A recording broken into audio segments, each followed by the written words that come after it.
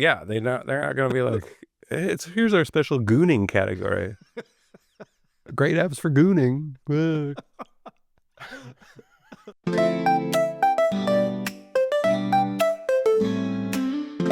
Hello and welcome to Artifactor. I'm Dare Otherington. And I'm Greg Comparic. And we did that pretty good. We actually did it. We did it. That was so smooth that I think we both felt it. Yeah, that's right. I was just going to keep going because I'm like, we did it. But then I had to acknowledge, like, no, that was solid. Like, I feel good about it. Welcome to the show. Now the rest of the episode is going to be a mess. A mess. Starting right away.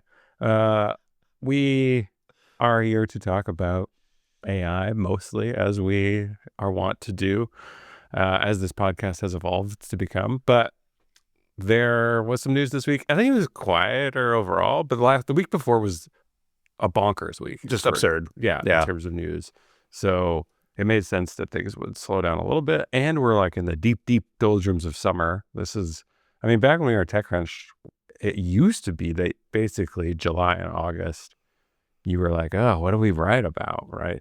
That kind of went away by like probably 5-6 years ago, like kind of never slowed down anymore. I'd say right around COVID or just after. But honestly, every indication I've gotten from anybody I know that works at any of these kind of leading AI companies is that weekends don't exist right now. Right. You know, it's 6 or 7 days a week. You're there, like, for better or worse, you're there all day, every day, grinding away. There was the podcast, it was the OpenAI's product manager. I don't remember his name, so you all will find that out later. But he was talking about, I like to take a day off a week to just like be with family. That's usually Sundays. And then like, it was Lenny's podcast and he was like, oh, what? Like he's laughing at him like, you take off just Sundays? But like, that's real, right? Like it is. Yeah. And that was the thing where it's like he indulges in this one day off a week, right? Where probably a bunch of his colleagues don't do that. So yeah, I get it though. I mean, you got to keep up. This is a break knuckle sort of race, right? Like people are tripping over themselves to one up the other companies. Although OpenAI is one, we could talk about it. I'm curious. Let's talk about it right now, though. I'm curious. Have you been using GPT-5 more, or? I'm still using Claude more than I was before. That's for sure. I've thrown more stuff to GPT-5, particularly GPT-5 thinking than I did before. I'm back to using deep research for a lot of things, but I definitely do still feel the vibe difference there, right? I don't enjoy talking to it as much and interacting with it as much as I used to. So, okay, yeah. I mean, I have not. I actually canceled my ChatGPT subscription. So all right. I think a big part of it is I like to kind of sanity check each other. Yeah, I do too. But then I started using this week Gemini, which I have kind of always ignored, even though I have it basically for free because of my workspace or my workplace account. So I just started using that and realized like, oh, this is much better than I remember it. And since I'm already paying for it, I think I'll go ahead and use that. I think it was like one of those things for a while where I was like, well, I have this, but it's the least favorite of these models, so I'm not going to use it. I have a similar problem with like Spotify and Apple Music. Like I get Apple Music included in my Apple One bundle, but like I don't want to use Apple Music. It's bad. So I don't use it, and then I pay extra for Spotify. Yeah. It's doing the same thing with AI honestly, models. In my head, for a long time, I've kind of been pitting like OpenAI really against Anthropic and thinking of those as the two that I hold in the highest regard and how they've executed so far. And I honestly think that Google is a little bit of a sleeper here. Yeah. Like the first couple things that they released, I was like, whatever. They kind of stumbled out of the gates. They felt very corporate and cheesy. I didn't like the way they were integrated. I fucking hate the way that they've integrated into Google Photos. They've ruined Google Photo Search for me. Oh yeah, I don't use that, so I am not. I'm furious about it. I'm furious about it. However, there are certain things they've pulled off recently that are so good. Veil, we've talked about that plenty of times, but just this week they shipped, I think it's pronounced Imagine. It's spelled like Imogen, right? Imagine 4. And it's just an image generator. And the stuff that it's generating for the first time, like I'm having a hard time seeing the hints of AI. And I was deliberately throwing it prompts that were like kind of shitty, right? That were like vague and could be misinterpreted or just like would take it in the wrong direction, because I like to see like if there's someone who doesn't know how to prompt, how will it do? And it killed it every time. Like I had to do, I think I did like 10 in the first day after lunch, and every time it was top notch. Wow. So I got to try more of that. I haven't done almost any like image generation with it, but now based on that, I'm going to go do a lot more. And I'm also just using it more because I'm considering the big caveat on this, or big like qualifiers around this, but like considering switching phones to Android. Oh, if it's like I don't know, because I'm changing my usage generally, partly because of Comet and how much I've enjoyed just using a browser with like a built-in assistant. Yeah, I mean, I got to give people context here. For anybody that doesn't know you and your history of writing at TechCrunch and working at Apple and all this, like this is like changing religions. Like, yeah, it's pretty dramatic for me. That's huge. Have you ever like primarily used an Android phone? I've never really like mained an Android phone. Okay. As the parlance goes in the mobile circles, but I've dual carried a bunch. Okay. But I have, well, I'll put it, I forgot this is a video medium, but right here is my OnePlus Open. Like I really like the open form factor. That is pretty sick. Yeah, and I love this phone. It's a great phone. And for a while I was using it with my work sim when I had one of those.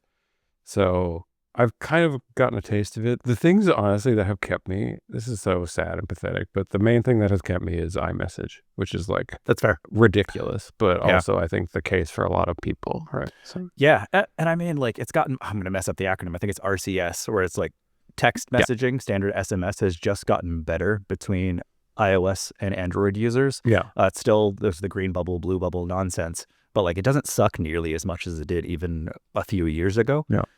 And the running thought was that Apple was kind of keeping this in like intentionally bad. Yes. Right. For the sake of like keeping people within that walled garden. They are garden. aware of the thing I just said. Like, and how representative that is of usage across their base. Right. I think it's probably bigger than most people suspect. Honestly, I think all the antitrust stuff started happening, and they're like, let's get ahead of this one a little bit. Yeah, absolutely. They definitely felt like their hands were forced when it came to actually like introducing some RCS features, but that has helped me, and also WhatsApp. So just slowly over time, I don't know if you've noticed this, but like WhatsApp was always kind of like just for North Americans, not really a thing. Totally. But maybe it's because of I have a lot of European friends, but I feel like this is a general effect too. Like people will default to WhatsApp now when I meet new people or whatever. They'll hit me up there, right? Same number. So I'm kind of like, well, what group chats do I have left? Like I have ones with you, but other than that, there's not many. Like my family is the only other one too, because they're all blue bubbles. Yeah, but they have and could use WhatsApp. Right? If you need to switch the Artifactory group thread over to WhatsApp, I'm okay with it. Yeah.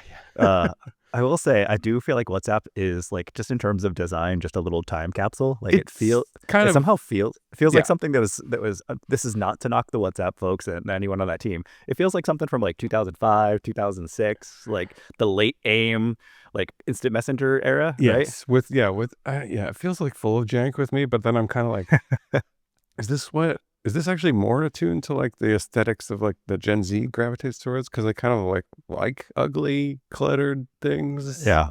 Insofar as I can tell, if you're Gen Z and you're listening to this and you don't like that characterization, please do reach out. I would love to hear from you.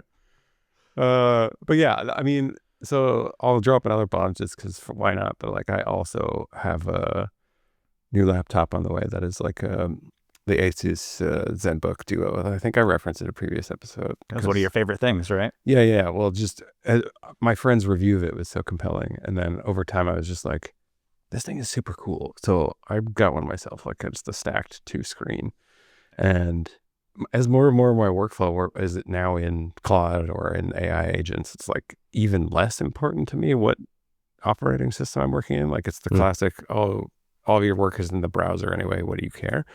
And I'm just feeling that more and more as I go towards more like AI powered work streams and workflows. So yeah, I want to do that because I love the idea that anytime I can pop it out and have like basically a Claude running in its own dedicated screen, and then reference material or whatever else in the other screen, right? Yeah, so there is a possibility, however slim, that maybe in the near future I could be entirely off of Apple's ecosystem of devices. So we'll see.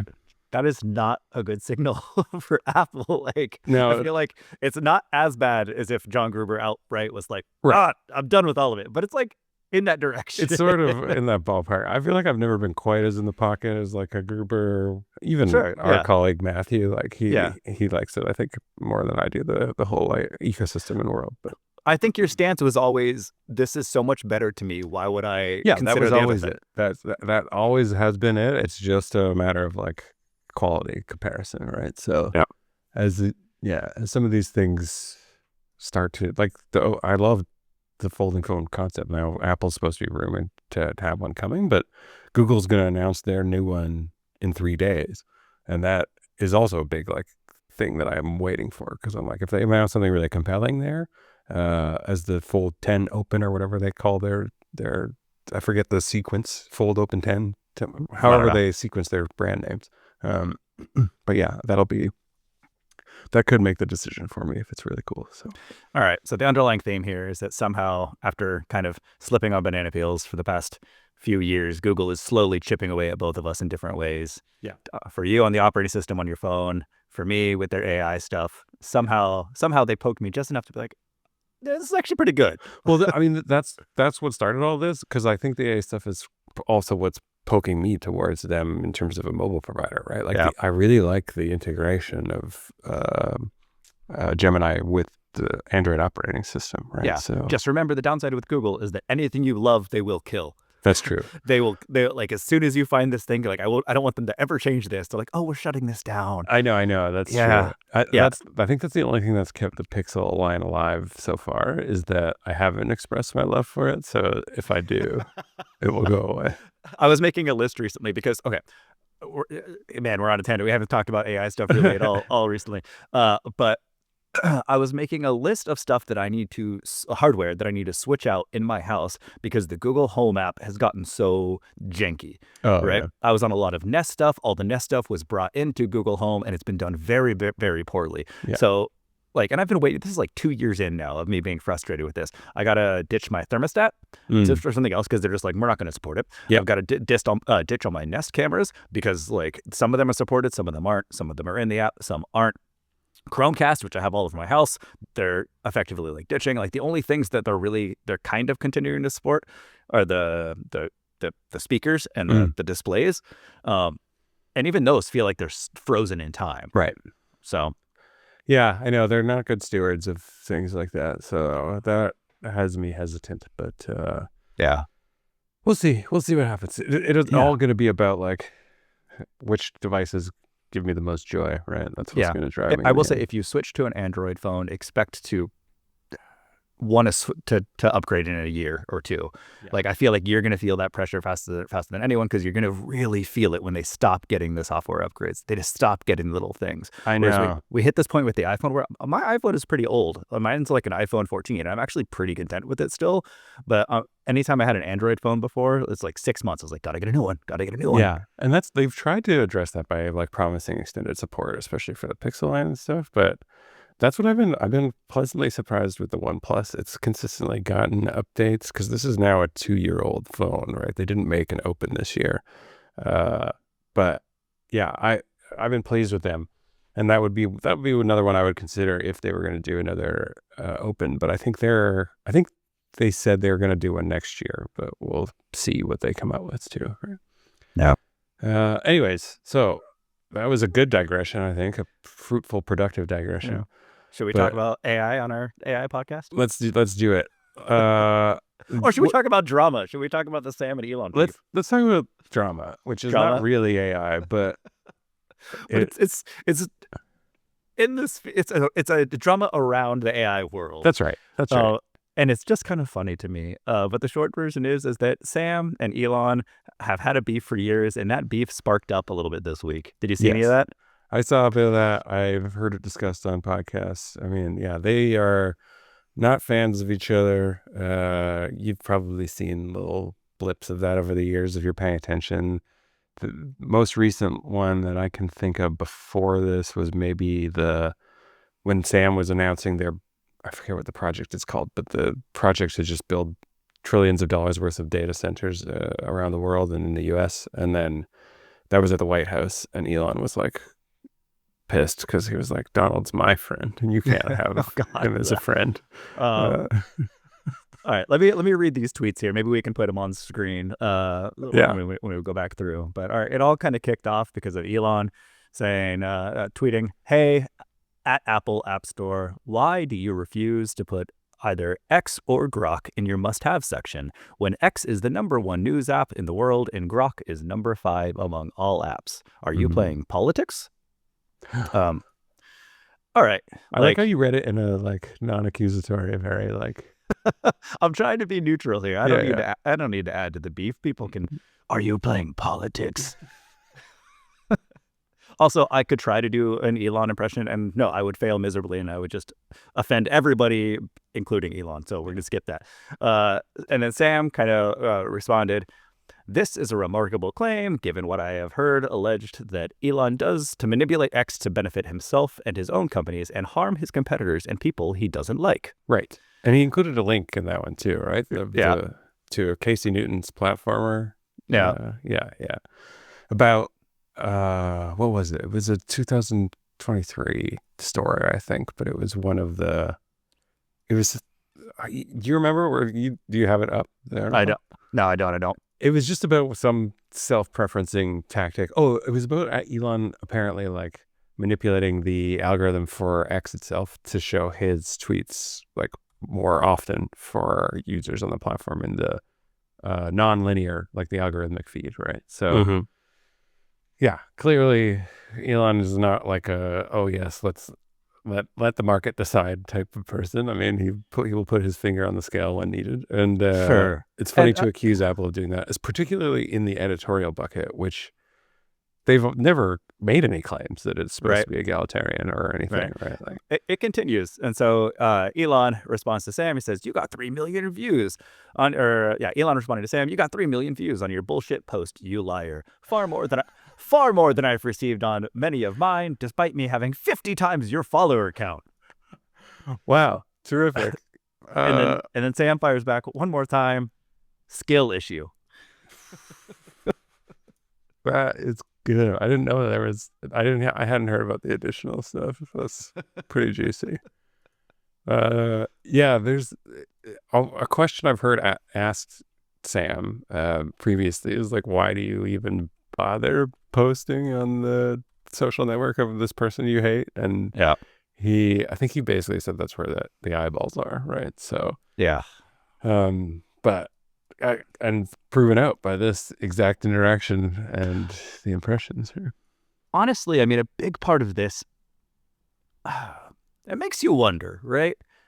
You ask why is Sam posting on this social network than his rivals or whatever? Why are they having this battle? At all on social media, right? They know each other. They have each other's phone numbers. Arguably, they started OpenAI together, right? Yes. And I think that's a big part of the whole thing is that deep down, Elon's whole drive here, this fire and this passion, is because he wants OpenAI to be his still. That's the key. And I think if you take him at face value, it's he wants OpenAI to be open and to hew to its original mission, which is not true. He wants it to be his. He wants to be in the Sam seat, period, full stop, end of story. He doesn't, he wants it to be among his empire, so much so that he just went out and tried to rebuild it from scratch by hefting huge amounts of money at the problem, and that's XAI, right? So and Grok and all that. But it's also funny because you mentioned the editorial aspect of this as if it's likely with regard to the editorial stuff on the App Store that there's some kind of conspiracy here, when we've both worked in editorial operations for a long time. Most of those people are flying at such a speed that they're kind of just Like it's like a rich gets richer kind of thing, right? Like you're following the trends, you're following what people like. So if the users seem to be downloading and sticking with OpenAI and ChatGPT for a long time, that's going to be the one where they pull that thread, right, and highlight that. Well, that, and also like Apple does have a fairly conservative set of values when it comes to things that they endorse. Sure. Well, when it comes to things they allow on their platform, period, first. Sure. But then second, the stuff that they promote and actually like give additional visibility to. Yeah.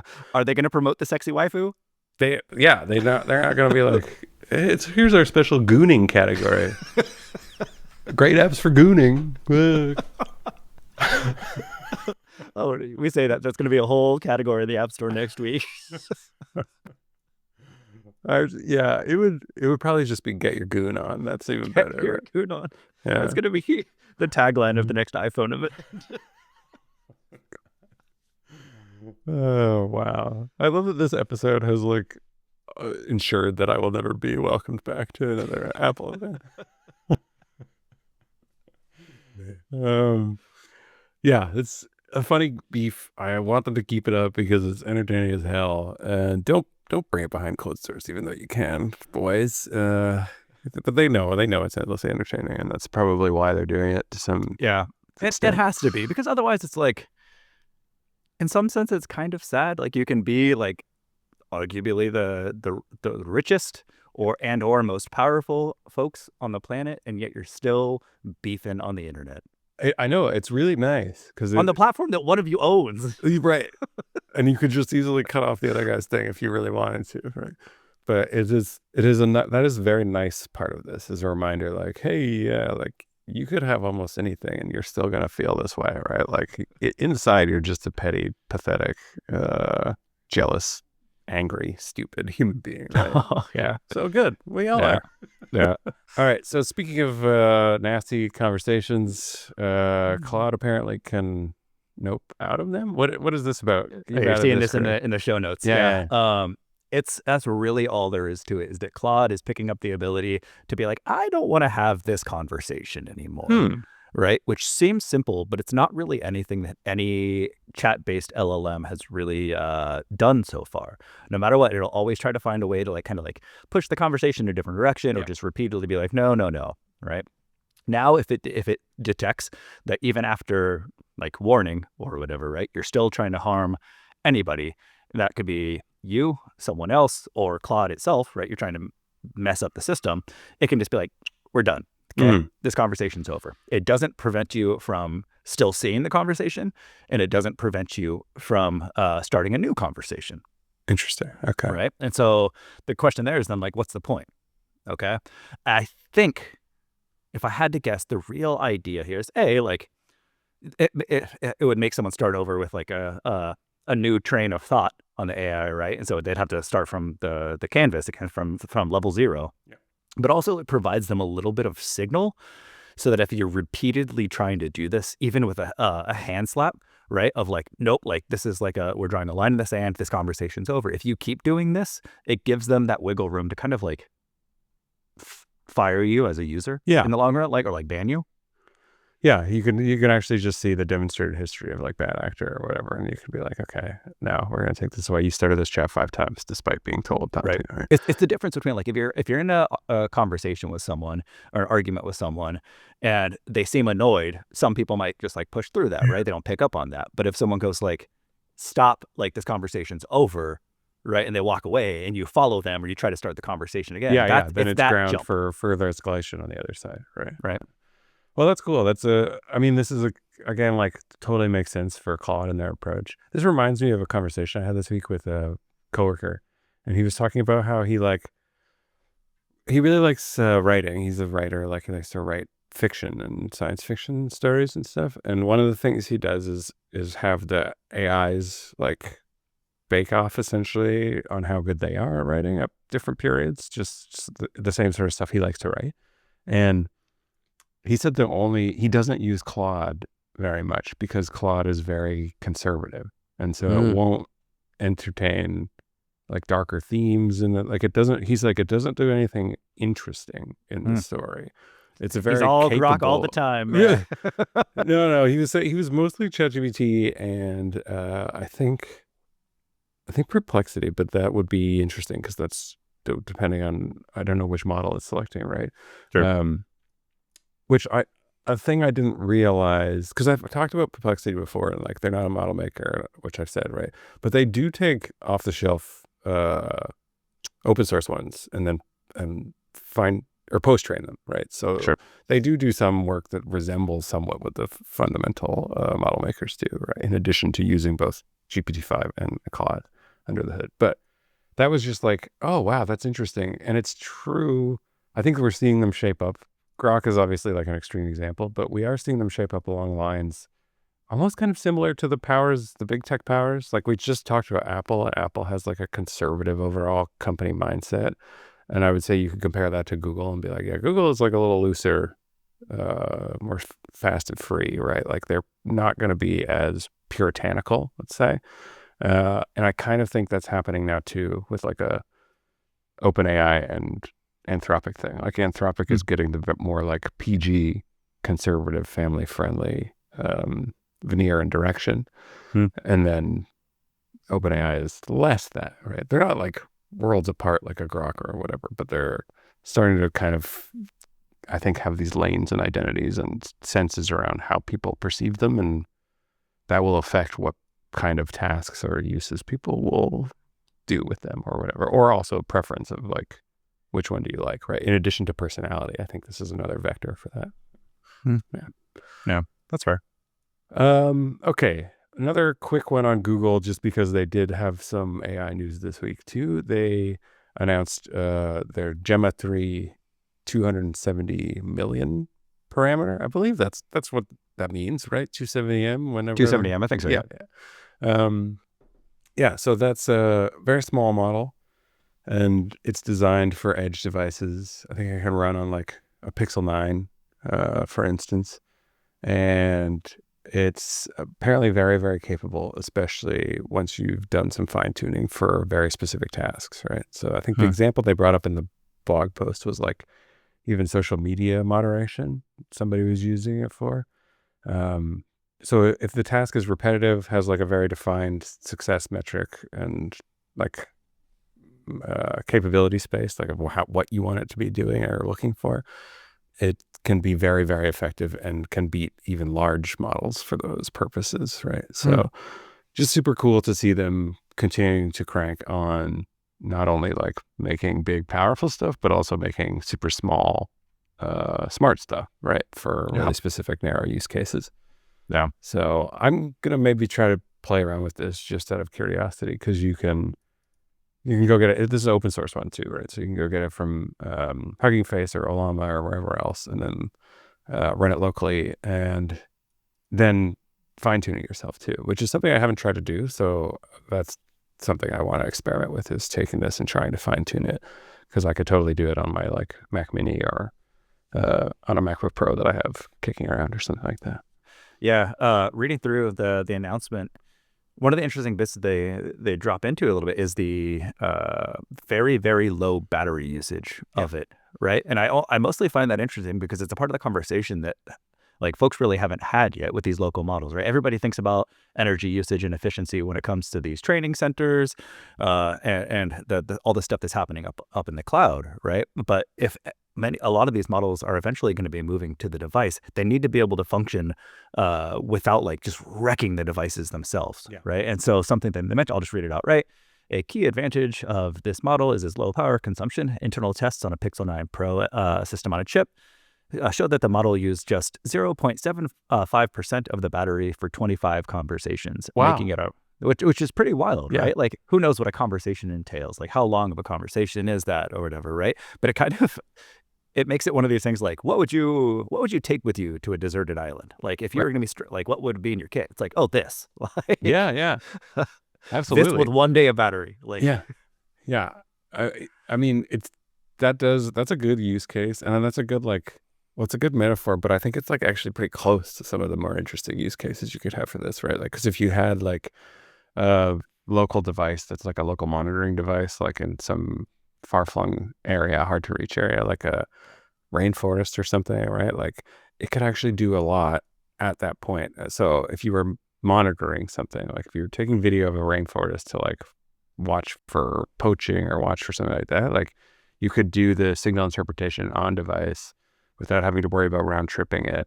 And it could do an evaluation of like, oh, this is a real dangerous situation here. We've found somebody, and then like send up the flare, which is very little data by comparison, right? Like just send back a ping that says like, hey, danger, come check this out or whatever. So you could have a lot of potential applications in terms of monitoring and response, rapid response stuff, search and rescue, like all those kinds of things are things that you could open up with a model like this running locally with very, very little battery life, right? Because you could just stick it there with a battery that doesn't need to be changed except, once every few years or something like that. So that's really the takeaway of this whole conversation is just be aware that local kind of smaller compact models are getting real good real fast. Yeah, exactly.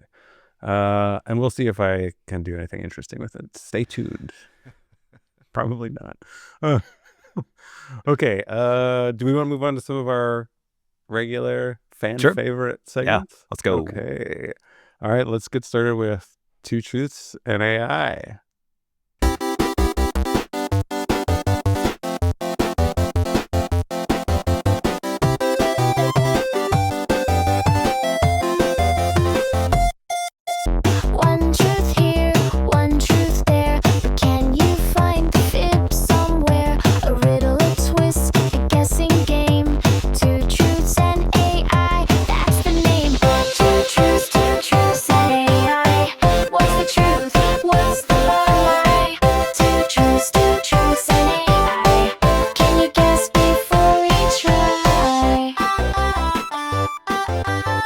That's good.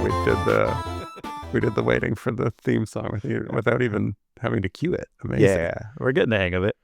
Yes. All right. So it's my turn to host. And this game, if you're just tuning in for the first time, is one in which I present 3 startups, including their names and core concept of what they do. And 2 of these are real, and one of them is fabricated, not by me, but by AI. And then Greg guesses which one is the fabricated startup. Yep. And if he wins, he gets a buzzer, a noise, and that is all. And we shift off every week. What's the score right now? 2-1 for me. 2-1. Oh yeah, but that's because you went last, or you guessed. Yeah, last, exactly. So, okay. Yeah. All right. I don't know. I already have a feeling that I'm gonna lose this one. I don't know why. I feel like we're getting better at this. We have trained our own models. Yeah, I'm very curious. I'm very curious if we do get better at this or worse at this over time. But I learned last week I need to factor in companies that you covered in the past, or immediately adjacent to companies that you've covered in the past. I know it's tough. I mean, I'll share some we'll talk about it, and then I'll talk about process this time around. Okay. Because I tried to do some things a little bit differently to maybe avoid that problem, and then just to experiment too. Okay. All right. Are you ready? Yes. I'm gonna get a pencil. I'm gonna be writing with a pencil here, so I'm clearly not just. Okay. Well, I don't want to be typing because then people are like, oh, you just Googled it. I'm not. Googling. Yeah. I'm writing with a pencil. Okay. Wow. Very fair. All right. The first one is called Valpass, and it is smart bed legs that catch bed bugs. So these are IoT-enabled bed legs that attract bed bugs. They attract the bed. Okay. Yes. If the bed bugs are already there in your house, they're not attracting bed bugs. They're not inviting bed bugs into your house that is previously clean. But with bed bugs. Yeah. All right. I mean, I think they're not. I don't know. And then it traps them inside these bed legs. Okay. And then it sends alerts to hotel staff via a mobile app. I see. Okay. So that they can come and respond to the problem. Okay. Okay. So, you got that one? Got it. The next one is called Sortabrick. Sortabrick. And it is AI-powered Lego sorting services. So it takes jumbled boxes of old Lego bricks, then uses computer vision to identify each of the unique shapes and as well as colors, of the available bricks, right? Lego bricks. And then it can recreate original sets by automatically ordering the missing pieces. Okay.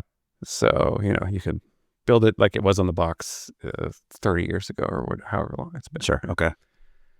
The last one is Sentinel, and it is AI noses for a safer world.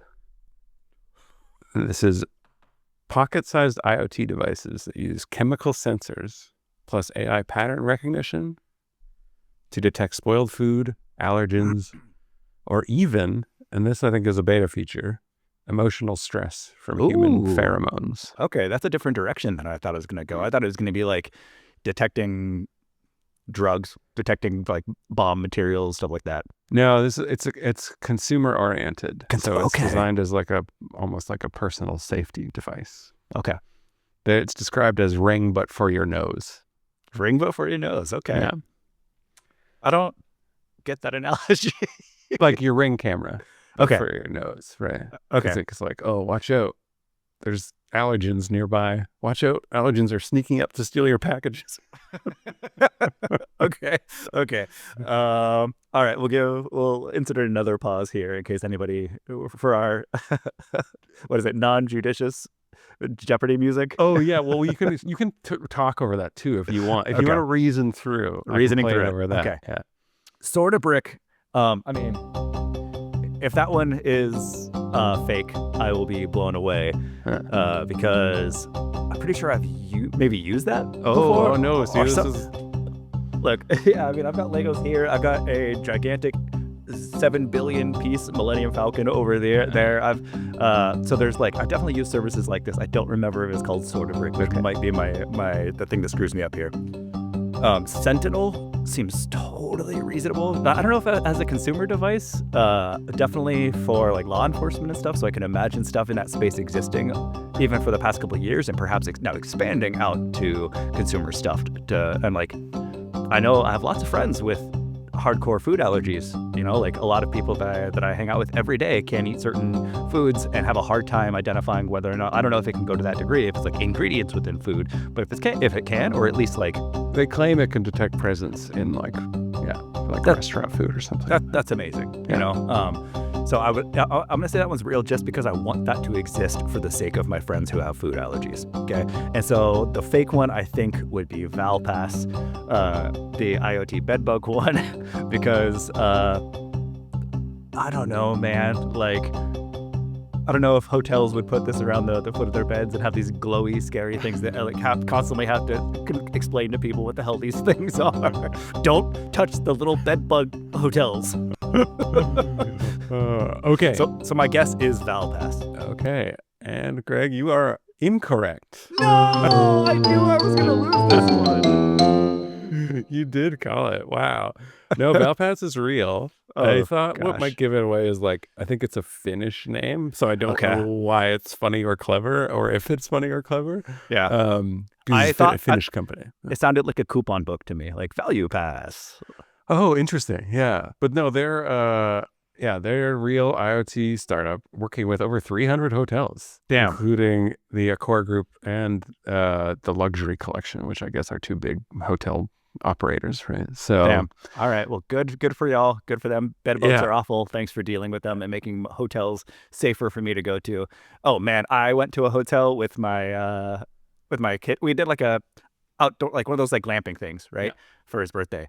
And the next day I came back. We didn't have bed bugs, but I did have bug bites on my arm. And I was just like, oh my God, did it happen? Is this the time we came home with bed bugs? No, we're fine. Okay. Okay. But it was terrifying. So the fact that exists.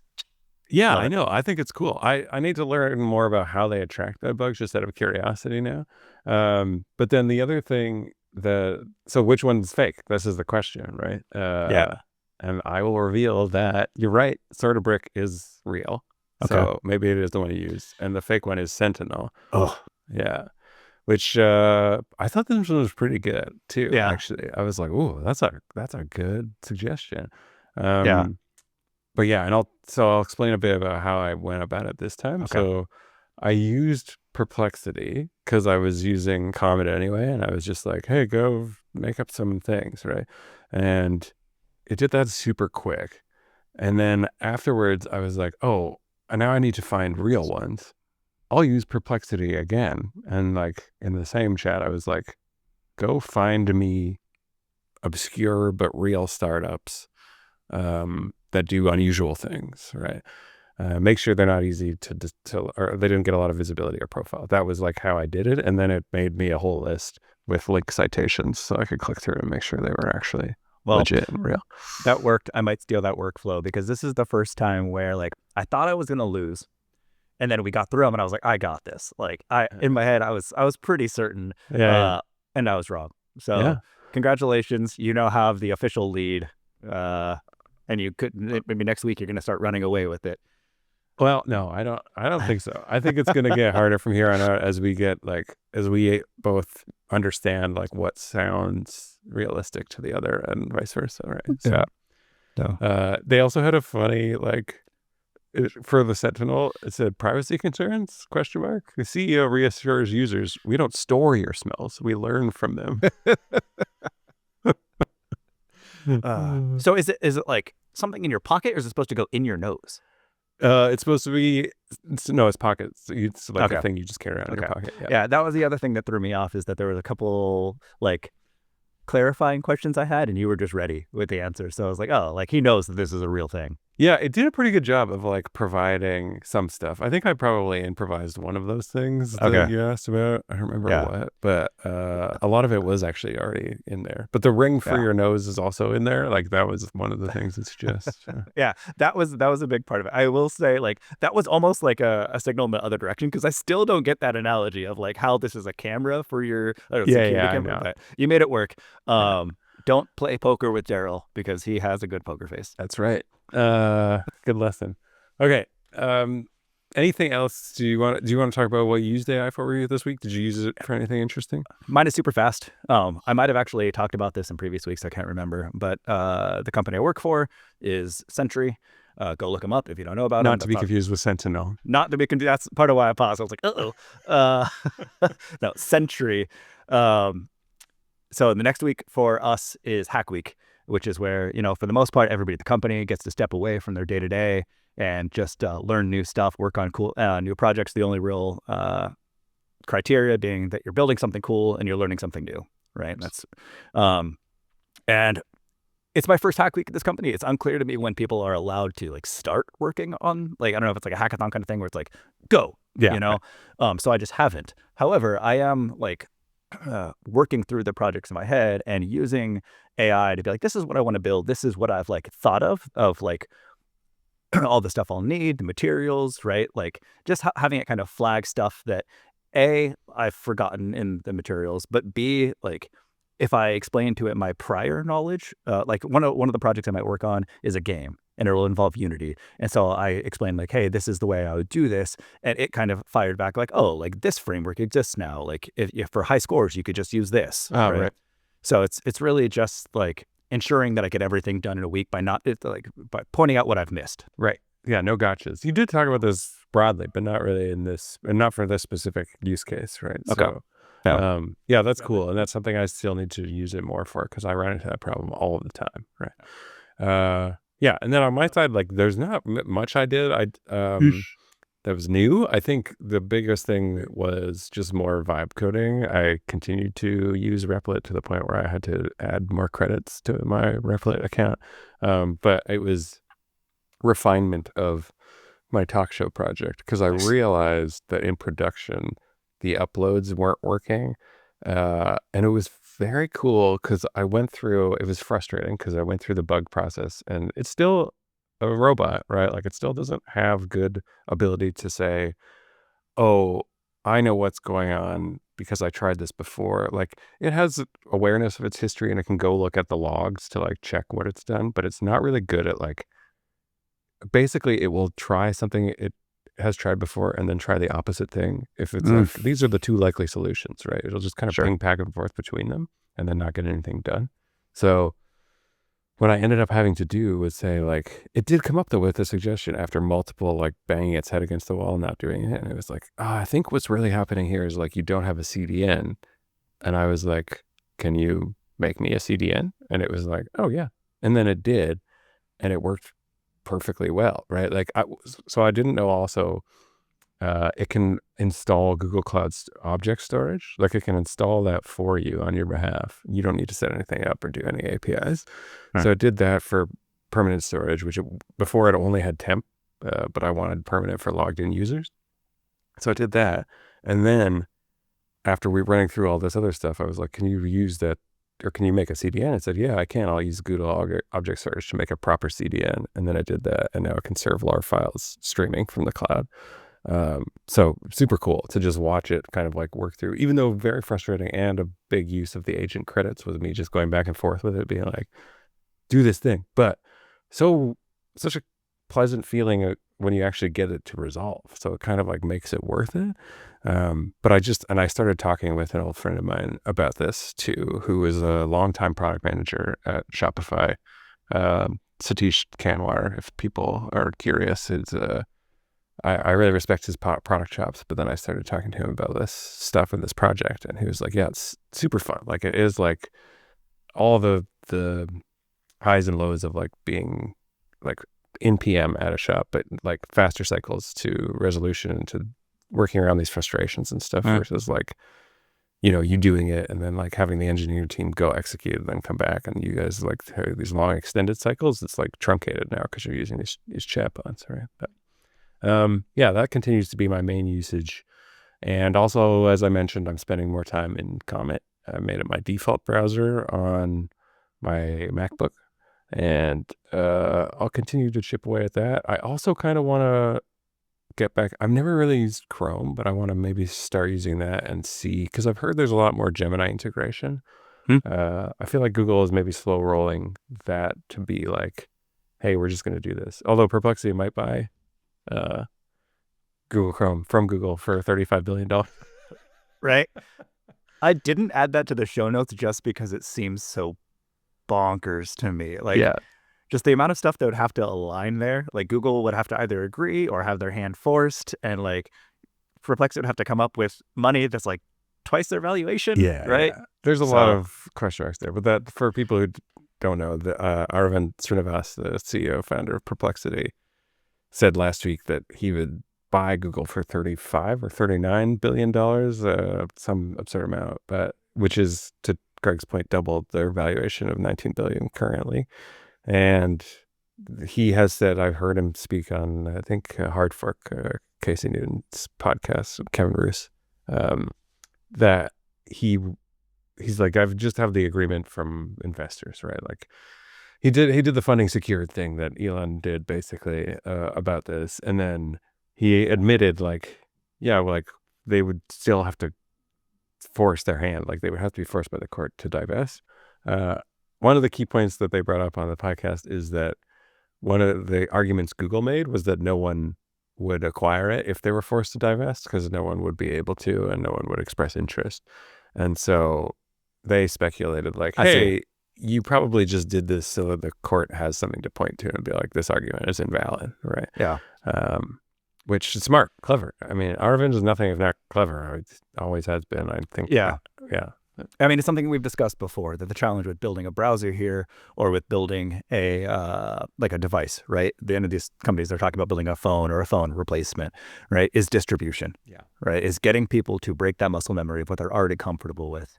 Somehow Firefox did that in the past. Somehow Chrome did that, but it's because people were broadly fed up with their browser. That's right. That's not necessarily the case today. People are probably, for the most part, content with their browser, unless they're like hardcore about this kind of stuff, right?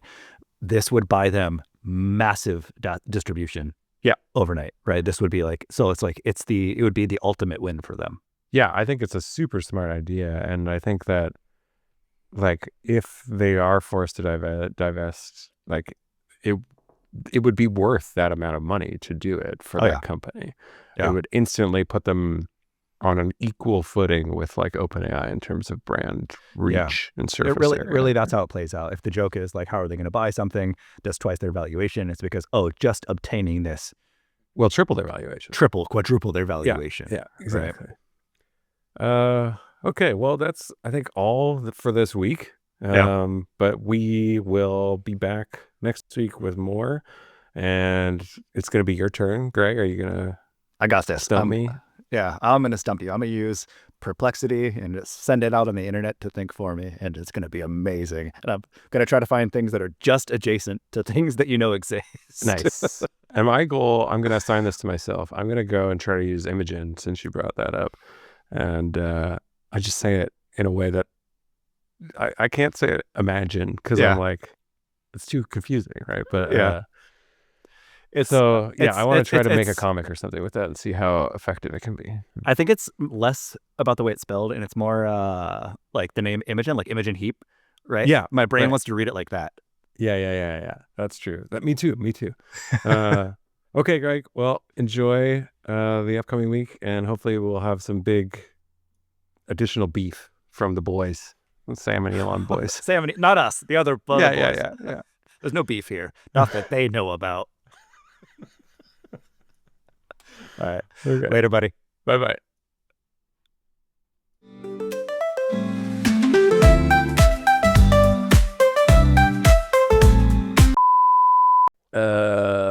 Yeah, I drank way too much yesterday, so. Are you hungover? I'm hungover. I've been there, dude. I'm sorry. My worst fear in being hungover and shooting stuff is at the end not being able to be like, fuck, I didn't like that. Like, I am not proud of that. So if you get to the end of this and you're like, that just wasn't the right vibe, I get it. No, it'll be fine. I just am like, oh, I look like hell. I look like I've died. And then was like, I guess I gotta go on video.